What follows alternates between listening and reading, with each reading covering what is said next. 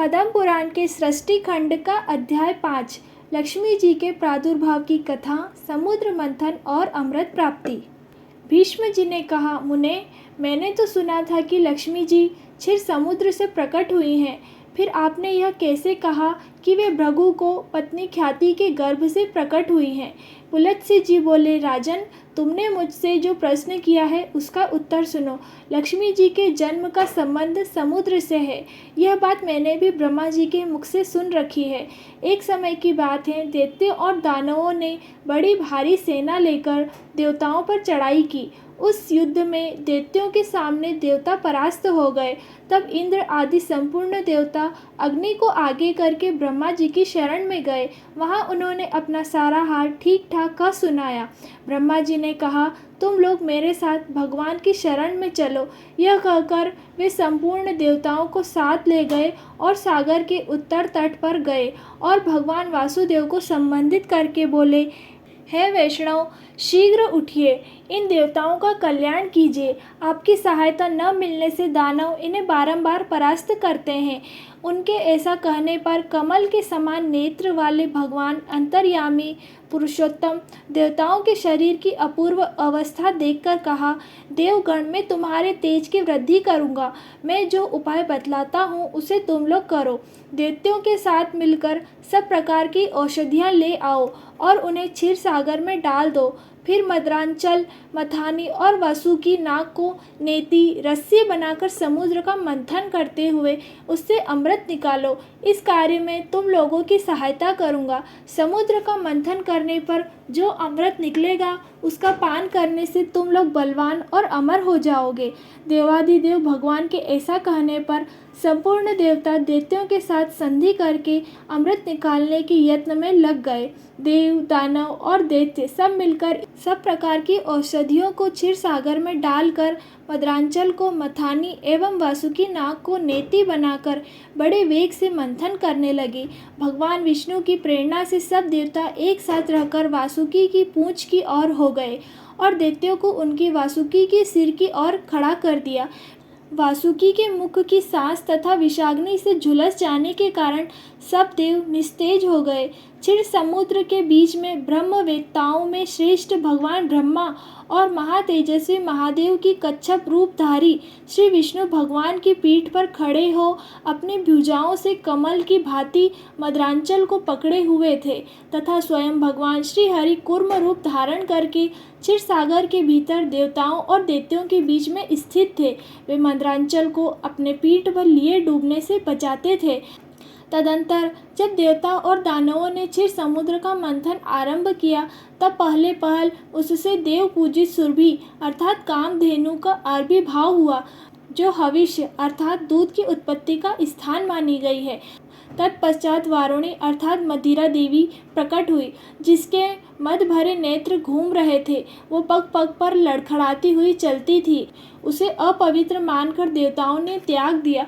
तब वह असुरों के पास जाकर बोली, दानवों, मैं बल प्रदान करने वाली देवी हूँ, तुम मुझे ग्रहण करो। देवताओं ने उसे तब ग्रहण किया। इसके बाद पुनः मनन्य आरंभ हो जाने पर पारिजात कल्प वृक्ष उत्पन्न हुआ, जो अपनी शोभा से देवताओं को आनंद बढ़ाने वाला था। तदंतर 60 करोड़ अप्सराएं प्रकट हुई, जो देवता और दानवों की सामान्य रूप से भोग्या थी। जो लोग पुण्य करके देवलोक में जाते हैं, उनका भी उनके ऊपर समान रूप से अधिकार होता है। अप्सराओं के बाद शीतल किरणों वाले चंद्रमा का प्रादुर्भाव हुआ, जो देवताओं को आनंद प्रदान करने वाले थे। उन्हें भगवान शंकर ने अपने लिए मांगते हुए कहा, देवताओं, ये चंद्रमा मेरी जटाओं के आभूषण होंगे, अतः मैंने इन्हें ले लिया। ब्रह्मा जी ने बहुत अच्छा कहकर शंकर जी की बात का अनुमोदन किया। तत्पश्चात कालकूट नामक भयंकर विष प्रकट हुआ। उससे देवता और दानव सबको बड़ी पीड़ा हुई। तब महादेव जी ने स्वेच्छा से उस विष को लेकर पी लिया। उनके पीने से उनके कंठ में काला दाग पड़ गया। तभी से वे महेश्वर नीलकंठ कहलाने लगे। क्षीर सागर से निकलते हुए उस विष को जो अंश पीने से बच गया था उसे नागों अर्थात सर्पों ने ग्रहण कर लिया। तदंतर अपने हाथ में अमृत से भरा हुआ कमंडल लिए धन्वंतरी जी प्रकट हुए। वे श्वेत वस्त्र धारण किए हुए थे। वेदाचार्य दर्शन से सबका मन स्वस्थ एवं प्रसन्न हो गया। इसके बाद उस समुद्र से उच्च श्रवा घोड़ा और ऐरावत नाम का हाथी, ये दोनों क्रमशः प्रकट हुए। इसके पश्चात क्षीर सागर से लक्ष्मी देवी का प्रादुर्भाव हुआ, जो खिले हुए कमल पर विराजमान थी और हाथ में कमल लिए हुए थी। उनकी प्रभा चारों ओर छिटक रही थी। उस समय महर्षियों ने श्री सूक्त पाठ करते हुए बड़ी प्रसन्नता के साथ उनका स्तवन किया। साक्षात क्षीर समुद्र ने दिव्य पुरुष के रूप में प्रकट होकर लक्ष्मी जी को एक सुंदर माला भेंट की, जिसके कमल कभी मुरझाते नहीं थे। विश्वकर्मानी उनके समस्त अंगों में आभूषण पहना दिए।